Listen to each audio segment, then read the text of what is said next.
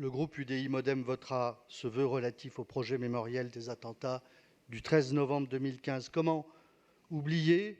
Nous n'oublierons rien, nous n'oublierons jamais cette monstrueuse tragédie, cette insoutenable et froide exécution de masse, cet acte terroriste qui a, dans l'horreur de la nuit d'un vendredi 13 novembre 2015, emporté dans la mort 130 victimes, parisiennes et parisiens d'un soir, et laissé plusieurs centaines de blessés dans une souffrance atroce.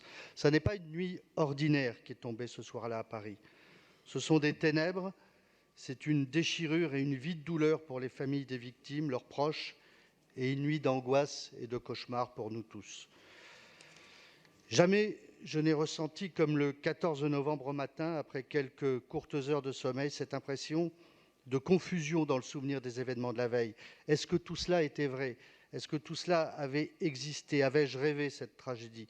Tout ceci paraissait tellement pour nous tous impensable, innommable, incroyable, impardonnable, impossible.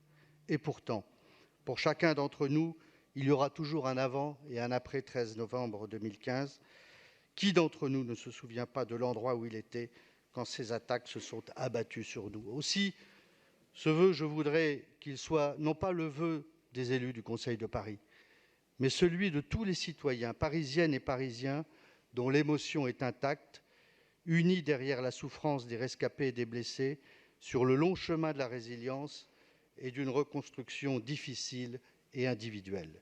Nous voterons donc ce vœu pour dire très simplement aux associations des victimes notre solidarité absolue, notre confiance et notre engagement de tout mettre en œuvre pour ce projet qu'ils décideront ensemble. Et c'est à eux et à eux seuls qu'il appartient de le penser, de le dessiner, et c'est ensemble que nous le bâtirons. Mais pour autant, aucun monument, aucune plaque, aucun jardin n'enfouira dans les profondeurs de notre mémoire collective ce que cette soirée tragique y a gravé à vif dans nos consciences et dans nos cœurs.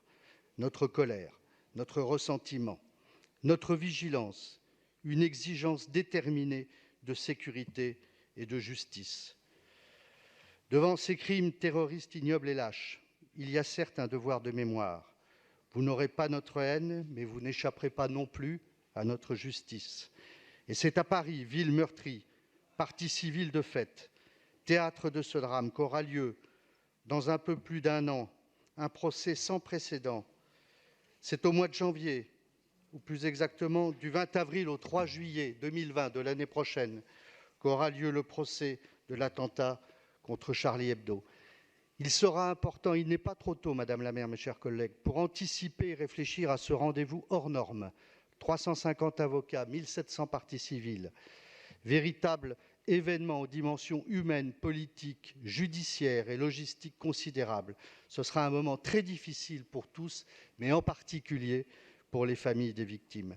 Paris ne doit rien concéder à l'inquiétude, à l'improvisation, pour ce qui risque d'être, dans les années qui viennent, une phase de jugement sans précédent au cœur de la capitale.